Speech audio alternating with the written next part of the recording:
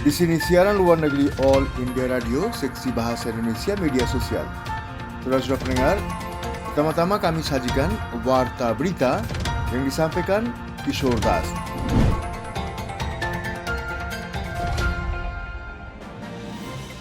Trump mensahkan pernyataan masa keadaan darurat di ibu kota Amerika Serikat. Donald Trump mensahkan pernyataan masa keadaan darurat di ibu kota Amerika Serikat.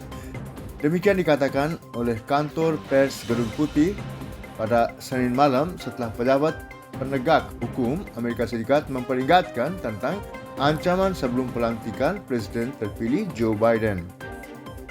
Perintah tersebut mengizinkan bantuan federal untuk diperpanjang hingga 24 Januari untuk mendukung upaya di Washington DC untuk menanggapi situasi darurat. Langkah itu dilakukan setelah perusuh pro-Trump menyerbu gedung Capitol Amerika Serikat pada 6 Januari untuk mendukung klaim palsu Trump bahawa pemilihan umum Amerika Serikat dicuri darinya. 5 orang tewas dalam kekerasan itu. Sebelumnya, pada hari Senin, Biro Investigasi Federal FBI memperingatkan kemungkinan protes bersenjata di semua 50 negara bahagian dan di ibu kota Amerika Serikat pada hari-hari menjelang pelantikan Biden pada tanggal 20 Januari. Malaysia mengumumkan keadaan darurat menyusul lonjakan virus corona. Malaysia mengumumkan keadaan darurat pagi ini menangguhkan Parlimen dan Badan Legislatif negara bahagian beberapa jam sebelum jutaan warga Malaysia ditetapkan untuk kembali ke lockdown menyusul lonjakan kasus virus corona yang mengancam akan membanjiri sistem kesihatan masyarakat negara itu. Sebuah pernyataan dari Istana Kerajaan mengatakan Raja telah menyetujui dan mensahkan deklarasi darurat menyusul pertemuan Senin dengan Perdana Menteri Muhyiddin Yassin mengingat pandemik yang meningkat dan tekanannya pada sistem kesihatan masyarakat. Keadaan darurat akan tetap berlaku hingga tanggal 1 Agustus atau lebih awal jika kasus COVID-19 turun. Demikian dikatakan di dalam pernyataan itu. Penangguhan akun Twitter Presiden Amerika Serikat Trump bermasalah, demikian dikatakan Angela Merkel. Kanselir Jerman Angela Merkel percaya bahawa keputusan raksasa media sosial untuk secara permanen menangguhkan akun Presiden Amerika Serikat Donald Trump bermasalah karena kebebasan berpendapat tidak boleh ditentukan oleh bos platform online tersebut. Hal tersebut diungkapkan oleh juru bicara Kanselir Jerman Stefan Seibert kemarin. Dia mengatakan bahawa kebohongan atau hasutan untuk melakukan kekerasan juga sangat bermasalah, tetapi jalan untuk menanganinya haruslah oleh negara dengan menyusun kerangka peraturan hukum. Juru bicara itu mengatakan memblokir pandangan sepenuhnya dengan menghentikan akun adalah langkah yang terlalu jauh, tetapi menambahkan bahawa dia mendukung tindakan yang diambil oleh media sosial dalam beberapa bulan terakhir untuk menandai klaim palsu. Vaksinasi COVID di Bangladesh akan dimulai pada minggu pertama bulan Februari. Program vaksinasi COVID-19 di Bangladesh akan dimulai pada minggu pertama bulan Februari. Pengumuman Direktur Jeneral Layanan Kesihatan Profesor Abdul Bashar Muhammad Khurshid Alam mengatakan kepada media di Dhaka pada hari Senin bahawa vaksin dari India akan tiba di Bangladesh antara 21 dan 25 Januari. Vaksin akan dikirim ke berbagai distrik di negara itu sesuai Daftar Direktorat Jeneral Pelayanan Kesihatan. Vaksinasi akan dimulai 1 minggu setelah kedatangan fail dari India. 5 juta orang akan divaksinasi pada fase pertama. Vaksin kedua akan diberikan 8 minggu setelah dosis pertama. Vaksin akan diberikan secara gratis kepada masyarakat. Perjanjian trilateral ditandatangani pada tanggal 13 Disember antara pemerintah Bangladesh, perusahaan Beximco Pharmaceuticals Limited (BPL) dan Serum Institute of India (SII) untuk penyediaan 30 juta vaksin yang dikembangkan oleh Universitas Oxford dan AstraZeneca ke Bangladesh. Transportasi vaksin dimulai. 4 maskapai mengoperasikan 9 penerbangan dari kota Pune dengan dosis 5,65 juta. Demikian dikatakan Hardeep Singh Puri. Menteri Penerbangan Sipil Hardeep Singh Puri mengatakan bahawa sektor penerbangan sipil meluncurkan misi penting lainnya hari ini. Dia mengatakan transportasi vaksin telah dimulai dengan 2 penerbangan pertama oleh perusahaan penerbangan SpiceJet dan Go Air dari kota Pune ke Delhi dan Chennai. Dalam tweetnya, Menteri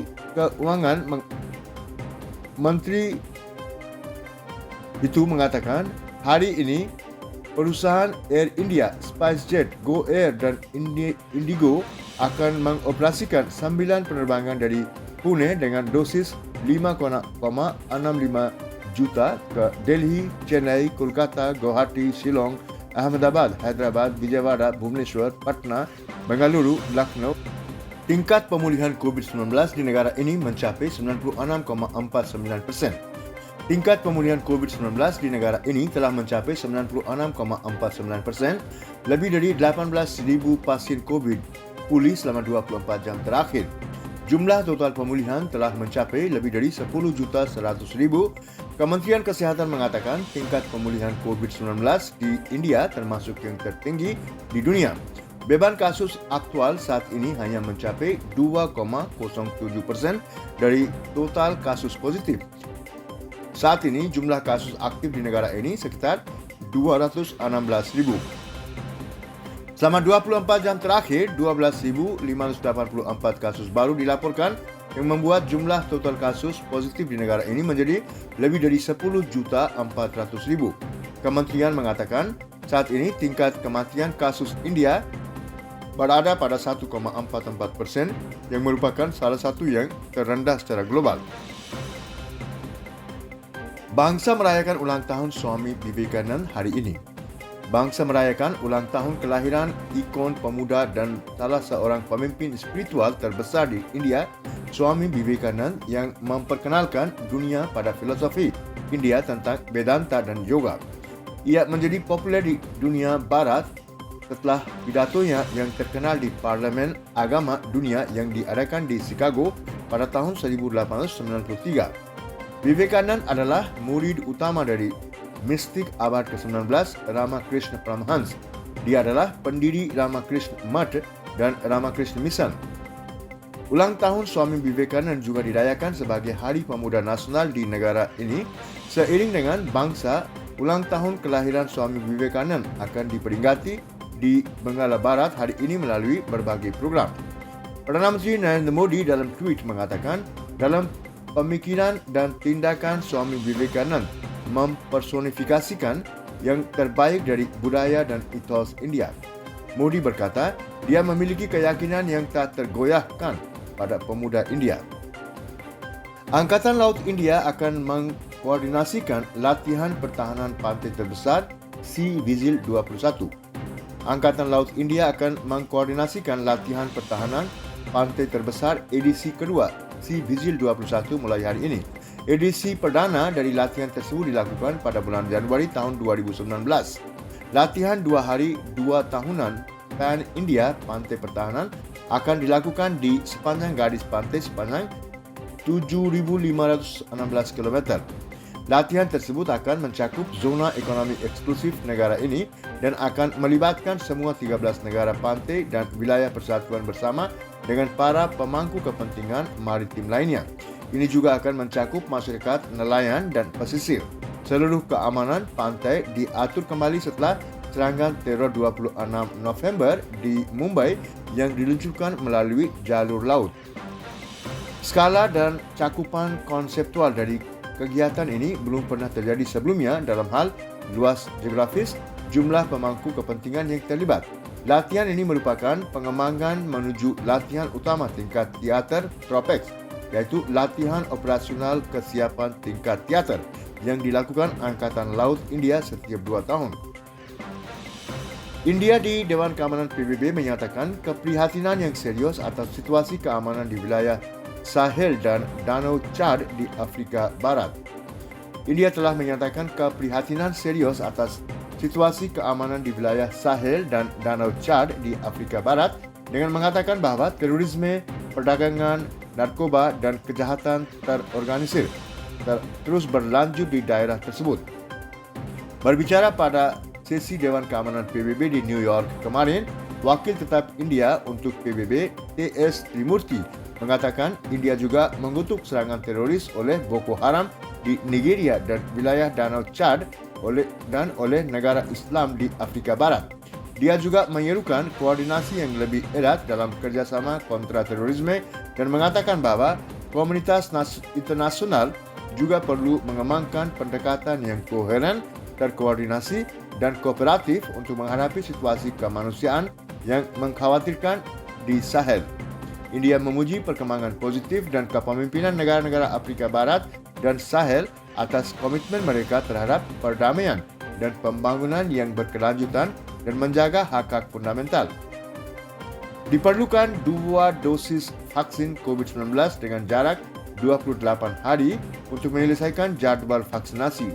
Demikian dikatakan pemerintah. Pemerintah telah mengatakan bahwa 2 dosis vaksin dengan jarak 28 hari perlu diminum oleh seorang individu untuk melengkapi jadwal vaksinasi. Kementerian Kesehatan telah mengeluarkan serangkaian pertanyaan yang seiring diajukan tentang vaksin COVID-19 dalam berbagai aspek.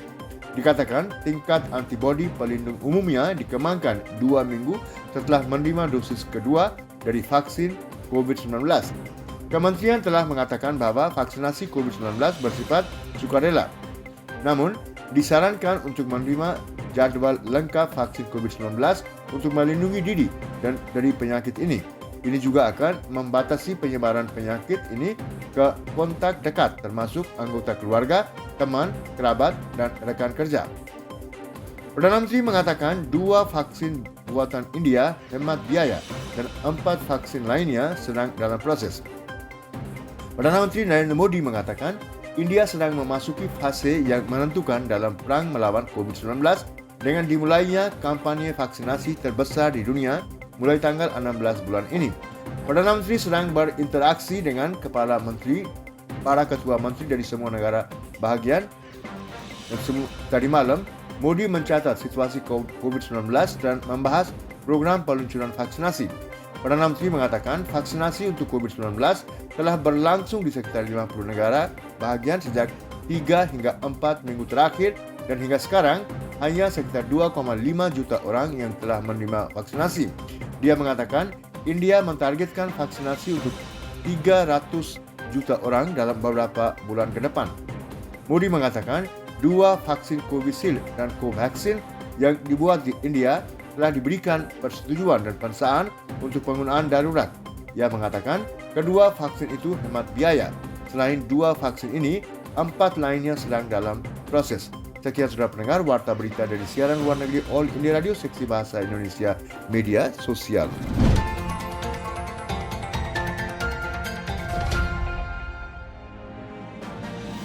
Selanjutnya sudah pendengar kami sajikan komentar yang berjudul Peranan orang-orang India yang menetap di luar negeri dalam Atmanirbhar Bharat.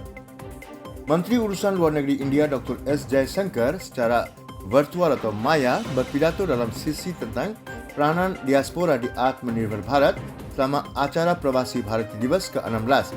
Dr. Jaishankar mengatakan tema tersebut menyoroti implikasi global dari pendekatan Atmanirbhar.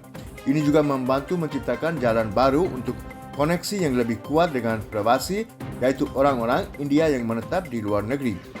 Menteri Luar Negeri mengatakan tujuan dari Atmanirbhar Bharat adalah membangun kapasitas nasional yang lebih besar sehingga kita dapat memberikan kontribusi yang lebih kuat secara global. Bahkan sebaliknya, ini adalah tujuan yang terpuji, tetapi pengalaman pandemi COVID-19 telah mendorong kebutuhan akan rantai pasokan yang lebih terpercaya, tangguh, andal, dan berlebihan. Melibatkan diaspora dalam upaya itu adalah hal yang wajar. Diaspora India selalu menjadi kontributor yang antusias untuk pembangunan bangsa. Kedua, sebagai orang yang berprestise tinggi di masyarakat mereka sendiri, mereka dapat membawa sumber daya, teknologi, praktik terbaik, dan inovasi ke dalam tugas. Ketiga, mereka membantu memberikan jejak yang benar-benar global pada latihan yang ambisius ini. Menteri berharap pertukaran pandangan dapat menjadi inspirasi untuk menjadikan ini perusahaan bersama yang lebih besar. Langkah awal untuk Atmanirbhar diambil bahkan selama pandemi. Perdana Menteri telah berbicara tentang langkah-langkah yang diperlukan untuk membuat India menjadi mandiri, baik itu produksi APD dan masker atau memang ventilator dan alat penguji. India menunjukkan kemampuan untuk menjawab tantangan tersebut. Tekad itu sekarang menjadi terlihat sebagai pendekatan yang lebih besar terhadap kemampuan dan prospek nasional kita. Skema insentif terkait produksi yang berani di 13 sektor utama menawarkan potensi transformasi manufaktur di negara ini. Yang tidak kalah penting, hal ini akan memiliki konsekuensi langsung terhadap lapangan kerja dan inklusivitas. Ini semua adalah langkah-langkah dalam pembuatan India baru dan sudah sepantasnya diaspora kita berpartisipasi penuh dalam upaya tersebut. Perdana Menteri Modi berbicara di Atmanirbhar Bharat telah menyatakan ketika India berbicara tentang menjadi mandiri, itu tidak menganjurkan sistem yang berpusat pada diri sendiri. Dalam kemandirian India, ada perhatian untuk kebahagiaan, kerjasama dan perdamaian seluruh dunia. Dr. Jaishankar menggarisbawahi pesan ini karena penting bagi dunia untuk sepenuhnya menyadari sifat global dari tujuan India. Keterlibatan dengan dunia adalah dasar dari kepercayaan dan tradisi kami. Bagaimanapun, selama pandemi, India tidak hanya memenuhi kebutuhan obatnya sendiri tetapi juga memenuhi kebutuhan obat-obatan lainnya di dunia. Demikian pula, kami tidak hanya membawa pulang orang-orang kami sendiri tetapi juga para tetangga. Dan saat kita melihat pasukan vaksin, Perdana Menteri telah meyakinkan bahawa kita akan memenuhi tanggungjawab internasional kita sepenuhnya. Tentu saja, India berambisi untuk membangun kapasitas dan kekuatan yang sepadan dengan salah satu ekonomi terkemuka di dunia.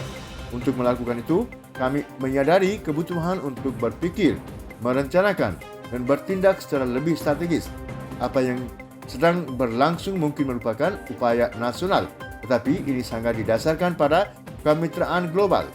Mari kita perhatikan bahwa India secara konsisten mempermudah berbisnes saat ini, baik untuk pemain domestik maupun global. Tujuan kami mungkin untuk meningkatkan perdagangan, investasi dan layanan kami sendiri, tetapi mereka pasti akan berkontribusi pada penyimbangan kembali global yang lebih besar. India dengan kapasitas yang lebih besar dapat menjadi mesin pertumbuhan tambahan bagi ekonomi global. Itu juga akan menjadi mitra terpercaya dan pemasok yang andal sejalan dengan norma dan praktik global. Menteri Luar Negeri mengatakan pengembangan pribumi vaksin COVID-19 India adalah salah satu contoh terbesar Atmanirbhar Bharat, yaitu kemandirian. Dengan peluncuran fase pertama program vaksinasi, India akan bergabung dengan beberapa negara terpilih di mana vaksinasi terhadap COVID-19 telah dimulai. Dr. Jaishankar berkata, probasi India telah menjadi mitra intrinsik bagi pertumbuhan dan modernisasi nasional kita. Dia mengungkapkan harapan bahwa sudut pandangan mereka akan membawa kekayaan yang lebih besar ke dalam kampanye Atmanirbhar Bharat di India. Sekian.